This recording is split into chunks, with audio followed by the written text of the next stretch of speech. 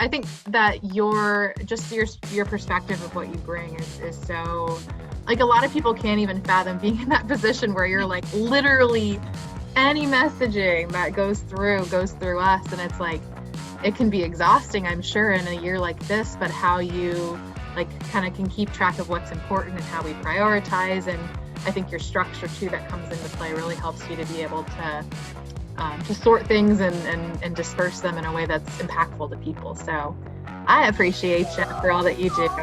Well, thank you for agreeing to come on. I know that you've been in a whirlwind with everything going on, and I've, we've had our craziness on our end too, but I know that you're involved in all the worlds of all the crazy. So it's just like, oh my gosh, my girl Lydia, let me pick your brain if you'll let me.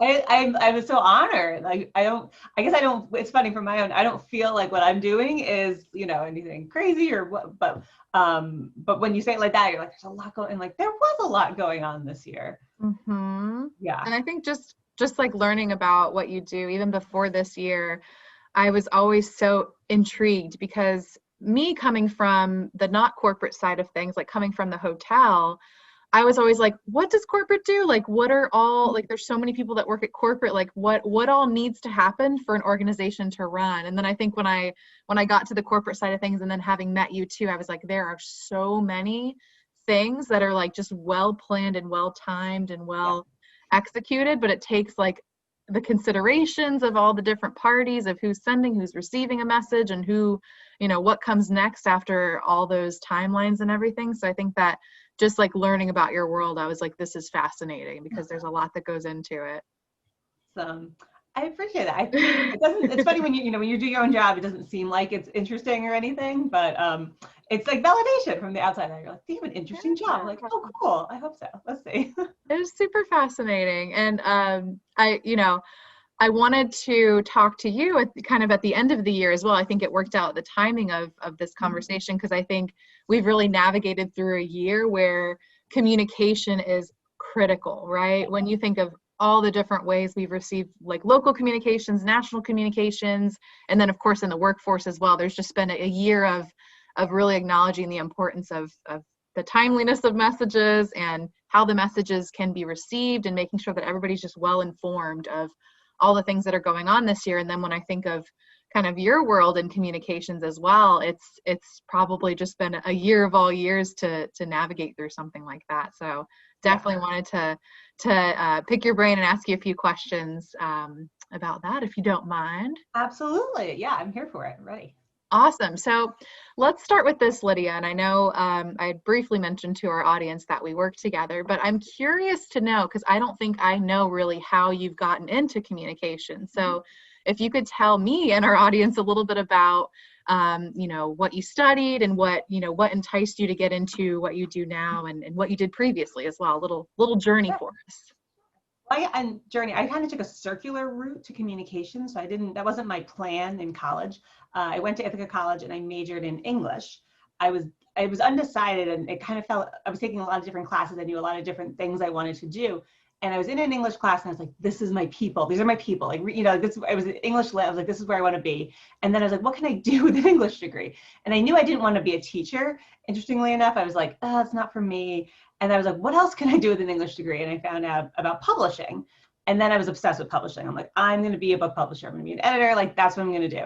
And I tirelessly tried to get jobs. And I had the unfortunate luck of graduating in the recession, 2008, 2009. So it was very difficult. It took me a while. It took me over a year after graduating to get my first job, which was in publishing. So I worked for Wiley, which is a big, most people know them as textbook publishers, but they also do nonfiction books. So I worked on the line of business books, and I learned a lot about business from reading those, like editing those books, interestingly, about marketing and social media. And like, that's what all of our authors did. So I was there for a couple of years doing, kind of trying to make my way up into the editor world. I was getting knocked down a lot, and I got disenfranchised with publishing as a whole. I thought it was like my career choice. And then I decided, nope, I needed something else.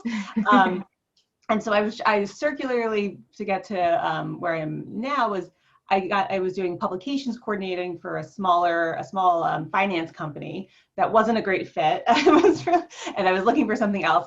And I kind of found about corporate communications, internal communications, especially at Wyndham where I work. And I always use the phrase, I knocked down their door until they let me in. Like I desperately wanted to work there and I wanted to work in this role. And I drove the recruiter crazy. I feel like I called her, I emailed her. That's always my advice for anyone looking for a job is follow up. But recruiters are so busy and they have so many people to talk to that you have to get in front of them as much as possible. And I did that and it worked. And that's how I got my job in internal communications. And ever since I've been there, I've loved it. Like this was, I wish I had started it in school. I love my English background, and I love that publishing brought a lot of other unique talents to the table as far as other editing and close reading and project management. It was more about managing authors than actually writing and editing. But it's funny. I'm glad where I landed. But I wonder if it would have been different if I'd started there. But you are where you are. So I'm like, I got here. That's cool. And it's interesting too, like the way that you weaved through and you're like, I love English. Like these are my people. Let's write some cool stuff. And then you're like, don't love this part about it. Let's take a hard left and look at this great thing that it led me to. So I think that's pretty cool. Yeah. And when I started so I've been in the corporate communications world for almost 6 years. And early on, when I say my previous career, everyone's like, "Oh, you had another career." And I think it helps the people who are, especially when I mentor a lot. I like to mentor young women in college and recently graduating and trying to help them, find their way. And that's always my story. I'm like, 4 years out of college, I got a new job. Like people think you're going to get your role and this is what you're going to do forever. Mm-hmm. And I was like, I didn't like it. I'm doing something else already. And probably, and everyone says you probably now have many careers over your lifetime. But I'm like, I was young and I already did it. I feel like I've went one path and I switched, and I'm really glad I made the switch. That's awesome. It's kind of fun to stumble into something new too. It gives you an opportunity to try it out. And I think just being in the organization now too, you have got a good view of all the different ways that you could potentially go if you get intrigued in marketing or in something else within what you already do. Yes. I love org structure. I don't want to say red tape because that always has such a bad connotation, but I like orders and rules and like structure and accountability. And you get that, I think, in a big company. That's really cool. And then you went on to get your graduate degree too, right? I did. Yeah, I realized my office has both my degrees. I always said when I graduated with my bachelor's, I'm never doing school again. I was like, I'm never. I loved it, but I always thought with an English degree, I don't need a master's. It seems unnecessary. And then one day at Wyndham, they have a partnership with a university right next to us, Fairleigh Dickinson. Mm-hmm. And there's a lot of talk about you can go back to get a degree and this and that. And I feel like I just woke up one day. I was like, I think I'm going to go to grad school. Like that line in, I think it's in Legally Blonde where she's like, I think I'm going to go to law school. Like I was that, I'll get my graduate degree. And then I was like, I don't even know, I can't believe I'm doing this. And then it took 3 years of going to school after work. It's just funny that now in this world of, Zoom world, it would have been so much easier to just like finish work and then go online to classes, but I was always like racing out of work and rushing to class and having to be there in person. Mm-hmm. It was 6 semesters, 3 years of like 2 to 3 classes.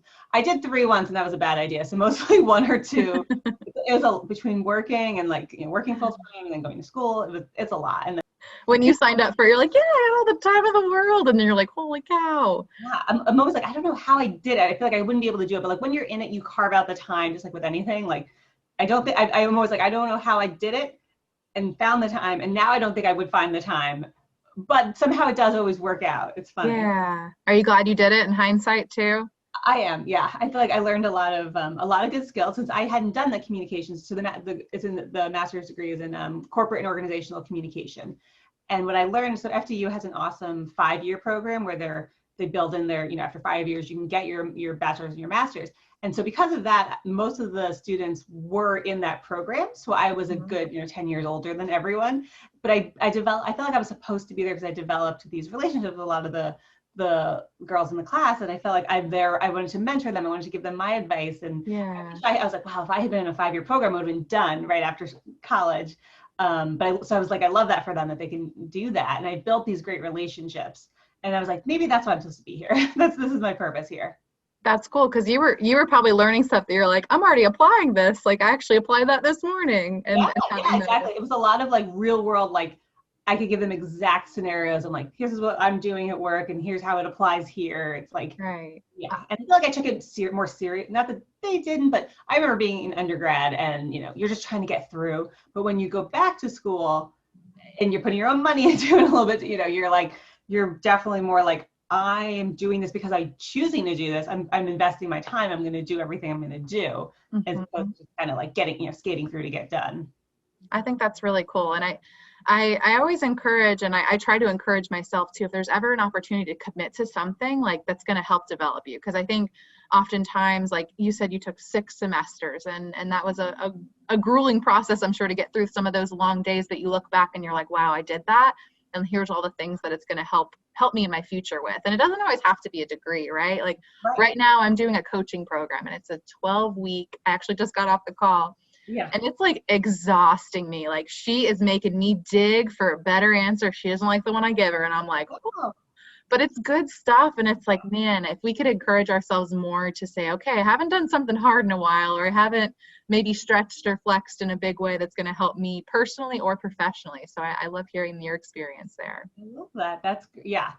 You're right. It is. I've been thinking that a lot this year, that I feel like I haven't done a lot of that this year. I think because work was so busy. So it's, The year's done it for us, I think. like, I've been doing that work and TV, and that's about the extent of it. But I realized that I'm taking, with time off around the holidays, I want to read more, just read, not like necessarily, development books or anything educational, but like read. Like I used to read a lot more. I'm like, I need to read more. So that's what I want to do, is to turn off the TV and do more reading. Just dive into a good book. So Lydia, if you could just explain to our listeners that maybe don't know much about the whole realm and world of communications, what does the role entail? Like what kind of day-to-day are we talking? And then maybe pivot over to anything that's maybe looked different this year, or heightened, or faster paced, I can imagine. Yeah. So my role particularly, so I work in internal communications, and that's communication that applies to anyone in an organization, your employees, we call them team members. So that's my audience. So when I'm developing communications, my first thought is always, who's the audience? If we have someone that comes to us with a project, and there's a couple different audiences across different communications. If you have PR, that's an external audience. So I'm always like, that's my first thought, who's the audience? And then we figure out how to communicate to them and what best vehicles we can use. And in that case, it's the different tools that we have in our organization. We have newsletters and intranets and video messages, or direct messages. A lot of companies have a lot of different tools and tactics. So that's kind of the meat of it. It's think about your audience, think about the vehicles, and think about the most effective way to communicate your message to your audience. Wow. So, yeah. So it's a lot in that it's a nonstop kind of world. You would think that external and press would seem to be something that's like constant, but internal, there's always something to communicate about. When we had when our office was open, there was a lot of physical communications around events and things going on and what's happening there. And then there's also, at a higher level of like taking courses, learning, developing yourself, promoting those things. So it's a lot of like educational awareness, marketing awareness. This is the time of year we get into end of year performance. You're evaluating yourself. So we get a lot of that going. We do open enrollment communications. So it's a lot of HR driven communications, company promotion of events. So we basically partner across the organization with every team, it seems, whoever needs their message communicated to our employees. That's really cool. I've enjoyed learning about that so much too, because obviously we partner really, really closely, your team and mine, on any learning initiatives and the timeliness of communicating them. And I think when I first started, I was like, oh, we want to do this training like next Tuesday. And you're like, oh, honey, like, hold the phone. You're so but it was so interesting just to learn, like, okay, here's all the things that are planned. And just the outlook that you have to have on the whole year, because if you don't have that structure around what does this year kind of going to look like and where do things fit in, I think that was a really cool thing to learn about. Just if you want people to be at that training, let me give you a suggestion here. Let's push that out 6 weeks. We'll get a flyer, we'll get the we'll get all that good stuff around promoting those types of things. And I think I just see a small piece of it, but just to know all the different layers of all the different functions that the organization has, I think you're truly the spine of the company. It's really, really cool. Oh, thank you. And you bring up a good point. I feel like that could be one of the most challenging aspects of the role, is that kind of managing expectations and navigating with your stakeholders, which is, they want to get a message out, and so you want to get it out, and then that's kind of the head of coming to communications of, how do we get this out? Let's get this out right now. And then we have to have that talk of kind of level setting and saying, well, the goal is for anything to be successful. It's not just getting it out there. The other side of it is you want people to attend, you want people to be aware, you want people to read it. And so that's where we kind of, we have to push back a little bit on slating things into the calendar, into the, looking ahead at everything that's being communicated and saying, you don't want this lost here, or, you don't want it going out on a Friday when no one's paying attention. How about this day when there's not, there's a lot of that. And sometimes sometimes we lose those battles depending, but that's always our goal, is that there's we're not being obstinate or unreasonable. There's always a strategy and a reasoning behind it. And then we have to kind of just get that across to our stakeholders. Right. That's really cool. I was actually wondering recently, like, is there a science to like the type of email you'd send out in the morning versus the type of email you'd send out in the afternoon? And you have time zones and all that too, right? Yes. And we struggle with our time zones are tricky. Our global company, we have, here we have Latin America, Europe, and Asia. And it seems no matter what we do, we'll never be on the right time zone with Asia, because then we'll always have the wrong time zone for the US. So there are some times when it's, we will think ahead. If it's something that's just going out in Asia, we will send it at night so it comes out in the morning, over there. But typically it's tricky when you have a global company headquartered in the US and you have employees around the world. Someone will always be getting an email at the wrong time, it seems. Right. You can only do the best you can. Yeah. But yeah, we definitely think that through as well. Wow. And what would you say, Lydia, about just navigating through a year where communications has been in flux? There's been a lot of things that you've had to communicate, and probably not the messages that you want to have to communicate too, right? Like, what has that been like? And you mentioned looking ahead at a year and say, we did that this year, right? I'm sure everyone did. Here's what's happening this year. Here's everyone's goals. Here's what we're going to do. And then everything blew up in March, right? We just changed the whole plan. Mm-hmm. And communications as well. We had different things we had planned for the year, and instead it was all thrown out the window, and we had to pivot, and we ended up sending a lot of messages we didn't really want to have to send. A lot of our company went through a lot of changes, as many other companies did, and then involved a lot of org announcements and company changes, and those are really tough messages to work on. They're really heartbreaking, and we always say that you have the burden of knowledge, which is a tricky thing to walk around with all the time, and the more the more burdensome it can be, and then having to translate the information out to the employees. That messaging is super important, because you want to, it has to be heartfelt. It also has to be, ideally we want it to be as transparent as possible, as honest, as to the point. That's the goal. We want to communicate that information clearly. And with that, there is that level of emotion, and that becomes very personal to have to write. Yeah. It was a really tough year for communications in those ways. The org communications are never, unless they're a fun one, if it's a promotion or a new person, and that's a secret too. Those are kind of fun. But when there's messages that involve just straight up changes and the company, it's hard.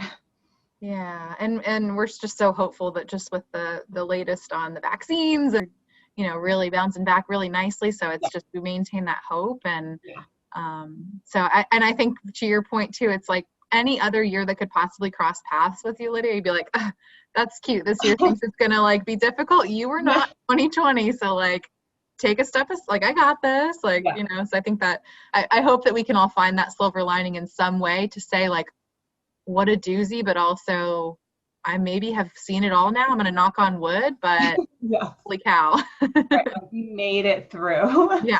And then we had we took a role, we took our communications role so seriously as well, to share resources. So not just about, what's happening in the organization, but our team members were now all working remotely.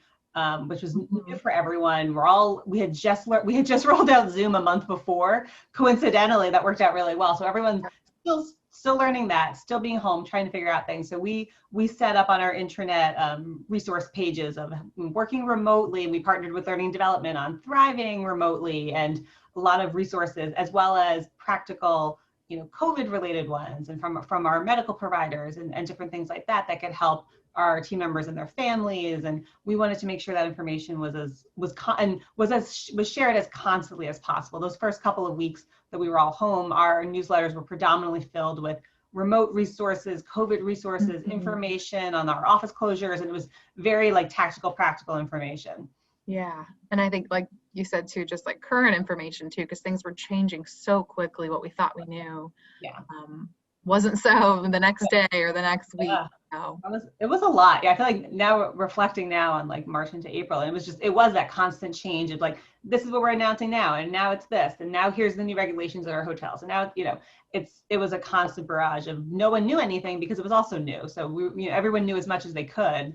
And then we were constantly trying to catch up with what we needed to communicate to team members. And I think what I always hear too, in my very minimal comms knowledge, is just that you don't want to ever like send too many emails or over communicate. But I think this year you're like, we got to be as transparent as possible and still be timely with when we're sending these, and try to get the information together and get it out there as quickly as we can. Was it like kind of a balancing act of those two elements? Yes. And so it's funny, we always walk that fine line. Like sometimes you say you can't over communicate. Sometimes we'll say that, like if you got to get it out there. But then there is that line of, if you do it too much, it's whitewashed and people don't pay attention. That's why we always say there's that sweet spot when we're trying to promote like an event. It's this amount of weeks first, if it's too many weeks, people just stop paying attention. But if it's a short amount of time, then they're invested and they want to pay attention. And that's what we had to fall on the, like, we need to over communicate when it came to like sharing resources and sharing this, because people seem to need that. So we're like, all right, we're going to do this, kind of swaying away from, swinging the other way, what we would normally do, where we kind of try to balance things or schedule. And this was like, just get the information out, as much as possible. And Lydia, you just mentioned a few kind of elements of communicating. You mentioned things like transparency. You mentioned things like, the sensitivity, but also making sure we're giving that relevant, up-to-date information, whether it's internal information or also here's some resources, right? What do you think this year was like the most important element of communication? Or if you have like a top two, like what do you think were some of your focuses when it came to delivering messaging? That's a good question. I feel like informative. I think we needed to inform predominantly. When I'm thinking back on like all the messages that went out and like across all of our vehicles, informative was like the key, and then honest and transparent. I think we had pivoted a lot. Our CEO normally will do a lot of written messages. We pivoted to video predominantly because we weren't in the office. We weren't seeing each other as much. So we thought, let's start doing more videos than we've ever done before. So that was a feat in itself, doing a lot of remote filming and video throughout the year. And a lot of those ones it was very much, that way the vehicle of video, you can connect a lot more. So our CEO was, kind of looking right at people in a way, through video, connecting on that level. And I think that's what we hoped that everyone needed, was to hear that, like that connection that, from our CEO, and how what he's going throughout this as well. Right. I think that's shown through a lot, that it was, there was a lot happening, and it wasn't, no one was removed from it. He was, directly affected as well, and felt for the company and what was happening to our employees. But that you need that honesty and communication, I think, was very important this year. Definitely. I was on the receiving end, and I can attest to that. I think that was very, very well done, and definitely a testament to all the work that goes behind that too. And I like that you mentioned too, where I think we found ourselves this year where we're maybe reprioritizing certain things. Like maybe last year, this was the most important thing that we make sure we hit when we send a message. And right now, here's the most important thing that we've got to do. And then next year, hopefully we can maybe reassess and say, okay, what's my top priority now? But for right now, I think we're all probably in our jobs, but in our personal lives too, like what's those 1, 2, 3 things I got to hit each day or each week that are going to make me successful or are going to make me sane or able to get through this time. So I think that's really interesting. Yeah. So I wanted to ask you too, Lydia, because I know outside of work, we got to know each other really well when I lived in New Jersey for a few years. Lydia was one of my good buddies, and she showed me around all the breweries. We had our wine nights and had some good times. And I know that you are in a very special category this year of people that we like to call COVID brides. So, Lydia, my goodness, my girl, tell me a little bit about your experience this year. And I know you did just get to have a very lovely wedding. So, congratulations are definitely in order. But a couple weeks ago, I got to interview my cousin too, who just went through a very similar situation. So, I'm curious what that experience was like for you going through this year work-wise, and then also some of that personal stuff trickled in. Yes, that was, it's funny, and my that's my, if you can read on my hat, it says just married. That was my my quote honeymoon gift. Honeymoon hat. Honeymoon wasn't a honeymoon. So our original wedding date was May 9th. On March 9th, we were like 2-month countdown, ready to go, because things were going on in the world, but it didn't seem like anything was going to be crazy then. And that week of March 16th, when everything is just like shutting down, that next end of the week, was supposed to be my bridal shower on March 21st. Mm-hmm. So I remember we were like, I think we're doing, I don't know what's happening. It was like day by day. And I know my mom and my cousins, my maid of honor were kind of like figuring out, like, well, we'll be there. We're gonna, my cousin, she lives out of state too. So she lives in Kentucky, and she was like, I'll make it. Like I can get there. And then like 2 days later, they closed down all the restaurants. And we're like, nothing's happening. Everything's canceled. So that really, and ultimately we realized, I think by the end of March, that we needed to just completely move it. It wasn't happening. And we find a date in August. And we're like, we're going to do it in August. This is perfect. We start the countdown. My cousin's like, we'll do July for bachelorette party, bridal shower. And our thought had always been, we said around like 4th of July, we were going to make the call on what would happen in August. And so we had said that, we're like, we'll see what happens. As we kept saying, like, we're cautiously optimistic. And then June was bad. So by 4th of July, we're like, this isn't happening in August either. In an abundance of caution, we are going to move it out to next year. So we were in the early on to say 2021, but we didn't want to wait to get married, because we're like, that seems silly. And, we're like, we're already doing this. Mm-hmm. So we ended up planning, because I'm like, I need my symmetry. I needed the dates this year and next year to be the same. So we pushed next year to Labor Day weekend. And so this year it also had to be September 4th. So like, all right, we'll have a ceremony. And it ultimately just fell into a tiny little ceremony with our parents, and our venue is a garden nearby. And it seemed like that was closed. We were going to do it at the house. Ultimately it ended up being open. I wore my dress, we wore our outfits, we had our pictures taken. But we had a very tiny ceremony with our parents, and then we had what we called a drive-by, stop-by happy hour at our front lawn, where we just had, anyone who wanted to come socially distant on our lawn, in our driveway, bring your own drinks, and we'll just and that was actually really, really fun and really special, which is what I keep hearing from COVID brides, that they're like, it all, everything it's super fun and it's great anyway, like everything works out. And it was a really special, we got to see people, so many friends and family showed up, which was amazing. And then I'm like, and we can do this again next year, for real. So I'm like, I kind of got the best of both. I think we're doing, we got it twice, like COVID bride, but I'm going to do a whole wedding next year again. We're just going to do it again. Everyone's like, are you going to do a vow renewal? I'm like, I don't know. I think we're just going to redo it. We're just going to pretend we're redoing. I don't know. We're going to do, my cousin wants to do the bridal shower. We're going to do bachelorette. We're like, it's like going to be a 2020 do-over, even though we already got married, just completely do it over. You're going to support tourism in 2021 as much as we possibly can. We were supposed to go to Nashville. That was the plan in April. And on that day, there was a surprise Zoom with all the girls that I wasn't expecting. And I got dressed up for it. Aww. That was like in lieu of, since we didn't fly, obviously, in April. So I appreciate everyone who, there were so many friends and family who did so many special things throughout the year to kind of make this crappy situation a little better along the way. Yeah, and I love that you still got to have your close family together and kind of focus in on the important moment that you got to share together, but then you're like, we still get to party next year and do it all over again. It all just seemed like meant to be. They were like, we can do it. we can get married and then do it again. And you'll get 2 batches of beautiful wedding pictures in your beautiful dress. So that doesn't sound like a bad thing to me at all. Do my hair differently next time, so it'll be like slightly different hair. Like, there you go. Two looks, as they say, right? For like Cool. getting remarried on our wedding anniversary. I love it.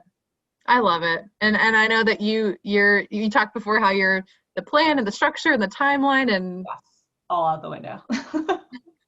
threw it in the fire. And I'm organized. We use at work, we use a profile called Emergenetics, and that color is all green. That's structure, and I'm all green, all green. I believe it. It's like my Myers-Briggs is like structure. What's Matt's style? Is he? You know what's funny? I believe he's yellow. I say him all the time, which is very conceptual. He has a background in marketing. He's a marketing degree, MBA. So he's big ideas. I would say he's a big picture. He's like this, that. Let's come up with this. And I'm like, well, someone's got to do that, and that's where the green comes in. We are structure. The structure people are the doers. Sometimes the big ideas, it doesn't translate into actually getting the things done. So that's me. I need to do the details. You were probably a good tag team then for this whole planning and then replanning and then revisualizing what could be. Yeah. It totally was. He's got a lot of great ideas and a lot of big things I don't think about because he sees it in a broader way. And then I come in with the like, let me jot down the steps that we, my to-do list was always like a running, like very detailed. I'm like, we need to do this and send that and write that and do that. And it's like that kind of level gets to the vision. I'm glad that you were still able to have a great experience, and I hope that people out there too that maybe had something they were looking forward to that they didn't go the way they wanted it to go, or there was no contingency plan for a pandemic on anybody's to-do list this year. Right. So I think, for the people that were graduating high school, graduating college, or ready to celebrate something big, I hope that they can look back and find some sort of silver lining or some sort of cool thing that came out of it. And might not be immediate. It might take some time to be able to reflect on that. But I think that that's a positive way to look at it, where you're just kind of like, we're pivoting and everybody's kind of going through some form of this shift with what they thought the year was going to bring for them. So, and that helped put it all in perspective too, that I was like, I'm not the only one this is happening to. There's a Facebook bride group of just New Jersey brides alone, and that's so many people. Like, I'm like, everyone is like, I'm not the only bride who can have her wedding. There's a million people. I'm not the only person missing out on an event. There's weddings, or there's graduations. There's proms. There's there were so many babies. People couldn't see their babies all year, or families couldn't see new additions to the family. So it's like, everyone is like that helps, I think, put that perspective on it when you're kind of like, woe is me, but you're like, you can't be, because you're like, it's everyone. Like, everyone has something to go through this year. Yeah. And you'll be a really good advisor if anybody ever has a bride moment where they're like, wait, Lydia had the whole thing flipped upside down. Let me call her and see. Yes. Have her talk me off the ledge right now. Put it all in perspective. Thank you for sharing that, Lydia. All right. Well, I've got our final rapid fire question round. Are you ready? I'm ready. Yes. You'd like some fire flame effect? Yeah. Fireworks. All right. So the first one, I'll start silly here. So what are there any binge-worthy shows that you've stumbled into during this year? Are there any shows? I selfishly asked this question because I've watched them all. I want to know what I haven't watched yet. we watch everything. I say we watch although not as good. We're not great on the streaming stuff. Like, we watch everything network. Like, for the most part, I say we watch a lot of TV. And usually this year has affected us because usually in the fall there's so many new shows, but they couldn't film as much, so there's like less TV.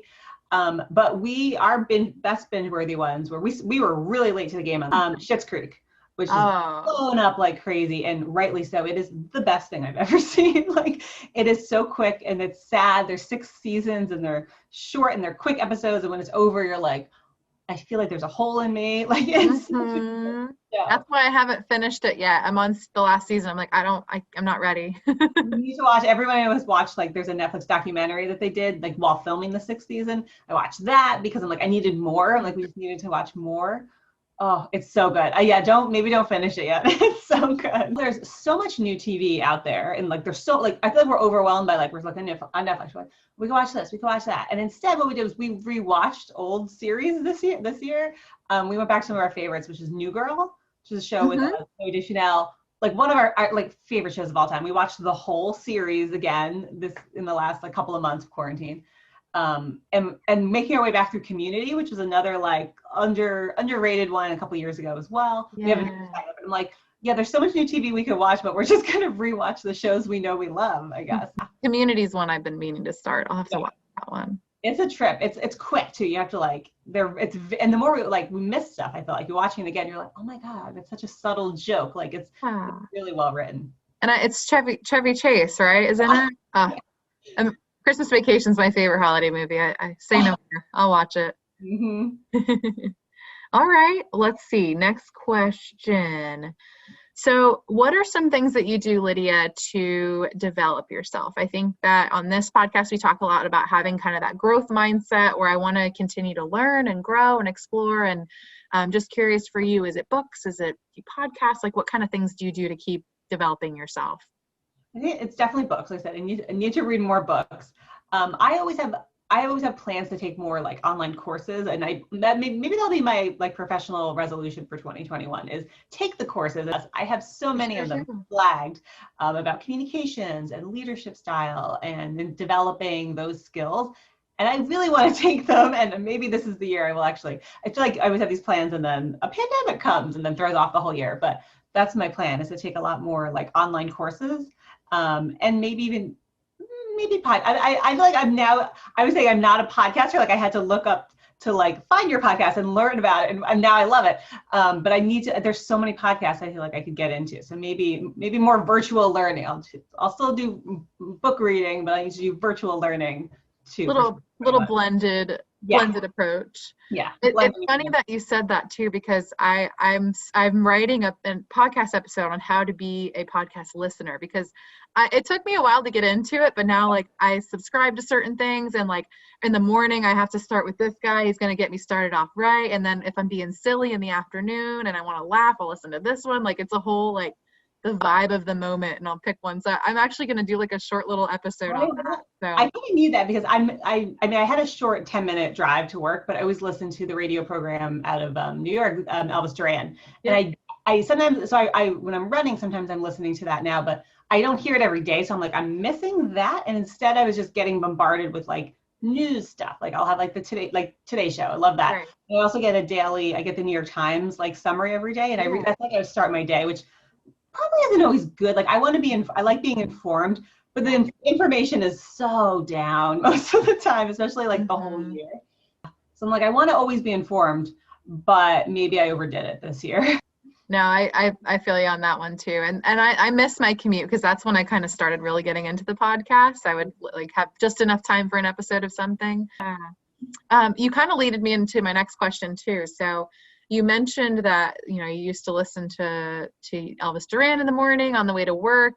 And I find myself having to be very intentional now that we're working from home with having a morning routine, to where I'm not just like, not that I'm, pressing snooze too often, but some mornings I do. And I roll out of bed and I'm like, putting my hair in the front so it looks presentable, and I'm getting on the Zoom call, right? So do you have any sort of like morning routine that you've started to incorporate, so that once, because Lydia, I've had meetings with you at 8:30 a.m. and you're always so sharp, and sometimes I'm like, like still waking up. So I feel like you're up and at 'em and you're ready to go. What's your secret? Well, I did have a good, I'm trying to get back into it. I'm hoping while I'm off for the next like 2 weeks, I'm recharging my routine. And the weather affects my routine as well, because I was like the summer, I think what happened is, June hit, and at that point we thought the wedding was in August, and I was like, I need to jumpstart my fitness. Like I've been doing it. Like, I'm a runner, and I sporadically run all year, but I was like, I need to I got to wear a dress in 2 months. Like it's not in place. And then when we pushed it out, I was like, now I got to keep this up long. Like, it was crazy, but my routine, I fell into like every day. I challenged myself from like June, July, August, like Monday through Friday, actually get up every morning and go. Like I was starting to get into a trouble of getting, like I couldn't get up anymore. Like I think it was it was hitting a lot. It was like March, April, May. I feel like it was like, all right, I can get up, and it was getting later and later. And I was like, all right, just get up at 6 and go, kind of thing. So I was like, I would go for a run, or it was running some days, Pilates and weights the other days. And I got into this fitness routine where it helped twofold of like, got me in my dress, like got me feeling ideal, like on my wedding day, which was like the goal, like just to feel right. Yeah. And also it was my routine now. I'm like out in the morning, and I knew by this time I'm doing this, I'm in the shower, boom, go make my coffee and oatmeal, and then I'm ready. Like that was like, I had a whole routine like every morning. And I sometimes I do, but if it's too cold, I don't want to get up, and then it's dark, like the time's changing. I hate getting up in the dark and running in the cold. So it's tricky in the winter. It is. I totally feel the seasonal thing too, where some seasons you're like, oh, I gotta get in a swimsuit next week, or for your instance, I've gotta look fabulous in my dress. I think there's certain motivators that impose upon us that we can't deny, and then for those mornings where we don't have that necessary like in our face motivator, it's like, okay, what I might have to reach this morning to figure out what's going to be the thing that gets me out of bed to, if I can't run today, right, it's yoga, or it's let me just meditate for 5 minutes, or let me just journal or do something that's going to kind of get the engine going, right? Start your brain. Yeah. Exactly. No, I think that's good, because then it gets you ready for your day, and you kind of have your own thoughts processed before you're then, I'm sure in your case, processing everybody else's thoughts. Yeah. Right. And I try to remember, I always regret it if I like flake out on it. Oh, like, and I know that even though I'm like, oh, I'll just reset my alarm for an hour. I literally always regret it. And I try to remember that moment when I'm doing it. I'm like, nope, you're going to regret it, because I don't fall back asleep. And then I feel like I'm just wasting a whole time. And you never regret exercising. You always regret not exercising. So I'm like, that's what I try to tell myself. I'm like, just do it. Like you'll always feel better. Just do it. That's such a good point. Like, you're never halfway through a run like, man, I shouldn't have done this. Yeah, maybe go back. Maybe if you're like hungover or something and you're like, I just do not feel well today. But more often than not, and I think what I've started to do, and I'm going on a tangent now, but what I started to do recently is, I know like you and I have connected a lot on running, and I think during certain times I'm not as motivated to rack up more miles. Like, I'm just like, 1 mile is it today, or 2 miles is it, but I'll stay out and just walk the rest, or like just, I don't have to run the whole thing. And I think for me, it's like, just run to this mailbox and then walk, and then run to that pole and walk. And it's like, you're out there and you're exerting and you're waking up and you're having good, positive thoughts, or you're just kind of reflecting on some things that you need to reflect on to get your day going, or to reset midday, or whenever you have time to do that exertion, right? It's such a good point. Our neighborhood we're in, we moved in the middle of the pandemic, and it's a very active neighborhood. Like, I've always run through here, but we'll go for walks now. Or like, since I'm home, we go with my husband every now and then. We're like, oh, let's go, like, especially in the spring, was like, I'm gonna go for a walk at like 4 o'clock. I'm like, yeah, I should take a break. Let me go take a walk. Our house was being built throughout the early days of the pandemic, and it's a mile from where our apartment was.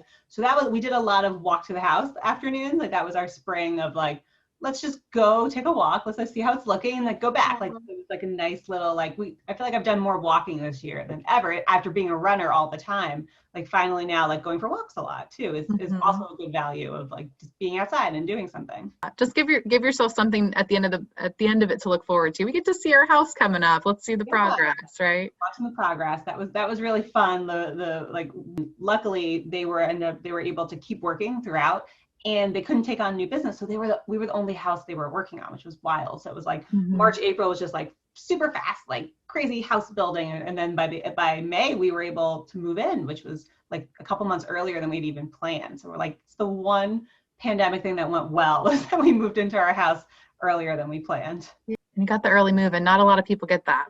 Yeah, like that never happened. And when was the accident? Was that? So it was October of last year. Okay. Yeah, we had bought the house a week later. So we bought it, and it was old, needed a lot of work. We were rolling up our sleeves. We were gonna do all the renovation. And then a week into owning the house, we had a house fire that just destroyed the entire thing. I can do my PSA on, if you are staining anything, this is what we learned. We didn't apparently know how to dispose of stain rags properly, and there's like a whole proper way to do it. So if you're doing any staining, always dry your rags, always lay them outside. Like, they are super combustible is what we found out. And I feel like that was our purpose for that. That must have been our, like, why is this happening? But many people we've told it to had no idea, like us, that can happen. So what do we do? How does this happen? And luckily we had an amazing insurance company, and we found the best builders around, and like a place, and we had an amazing project manager, the lead engineer, who was like, ultimately we were like, there's probably a million decisions we have to make in building and redesigning a house, but it didn't seem like that, because it was like bit by bit, it was like marginal steps like that. And it was like the old adage of like, how do you eat an elephant? Like, one bite. It was literally what we were doing with building a house, because it was always like one thing until like, okay, now you guys did that, now look at your countertops, I'm glad that worked out as far as like getting it back to you, getting it ready. And I think a lot of us have felt like everything's kind of burnt to the ground this year as far as the way we thought the year was going to go. So as you were saying that, I feel like it's just a metaphor for like piece by piece, you're going to build it back up, and you might even find it's tall, you're standing taller, and you're, even better than you were before. And I hope that that's something that people can reflect on and find ways to feel that empowerment, that now I know this, and now I've gone through that, and now I know how to, I'm better equipped to handle anything else that might be thrown my way. So true. Yep. That's exactly what it is. Yeah. Well, that leads me to my last question, Lydia, before we sign off here. I think just talking to you over this last hour and just knowing you, I think you have such a great perspective on how to kind of continue on. I think we talked about some of the challenges that the year has dealt everyone, some of the challenges that you've been involved with in your realm and in your job. And I think that any final advice that you would give for somebody maybe struggling to keep a good perspective or to keep their head above water in a year like this? Any nuggets you can leave the squad with? Sure. One that comes to mind is change is constant. I think that's always something, and which can seem kind of scary and alarming. Everything changes. So it's like, I don't know exactly, I was trying to find the quote before it, but it's like something to the effect of like, if you don't like your situation, just wait, or something, because literally nothing will ever, it's almost like a negative, so like nothing stays the same, but like, just knowing that everything is always going to change. So like if your situation right now is difficult and there's a lot going on, you kind of need that faith that like, it's not going to always be this way. It's going to be different. And I look back and like, I couldn't get a job out of college, or I couldn't, like it took forever. And then I look back like, but it got there eventually, like it always gets there eventually. It's just like, it's just waiting. And which is the biggest thing now is just being patient. Like everything is just be patient too. Mm-hmm. Like the vaccine's coming, but like, we just have to be patient, like to get, we will get there. Everything will get there. It's just not yet. Piece by piece, we're going to get there. Yeah. Patience is really hard. I think all of our patience has been tested this year. It has definitely ran thin, I'm sure. And I, just the way that you said that too, that the only, I think it's like the only constant is change, right? So I think this year has been one that has really thrown a monkey wrench at a lot of things that we didn't think were going to change, or a lot of things that we were rather comfortable with that we didn't want to change. So I think that your perspective that you just lended of, be patient, take care of yourself, and seek those opportunities to see where, you can see yourself through, and maybe even in a stronger, more equipped way. Right. So I think that was a good nugget to leave the squad with. But I wanted to chat with you about this because I just know that you've been the hub of a lot of information, and a lot of, like you said, information is, what did you say before? You were like, information is a burden, right? The burden of information. The burden of knowledge. Yep. The burden of knowledge, right? So I think that I was really curious just to hear how you've navigated through it, with the poise that you've navigated through it with. And I really appreciate your time today, Lydia. And I'm so happy that you get 2 weeks off now. So I will not make you talk about work any longer, so you can reset and recharge and have yourself a wonderful holiday.